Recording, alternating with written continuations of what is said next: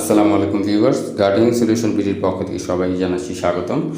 এটি হচ্ছে একটি 12 মাসি সিডলেস ভ্যারাইটির থাই জাম্বুরা। এই যে দেখেন, জাম্বুরার ফুলও আছে, আবার জাম্বুরাও আছে, প্রচুর ধরেছে এবং মানে গাছে প্রচুর ফুল আছে এখনও।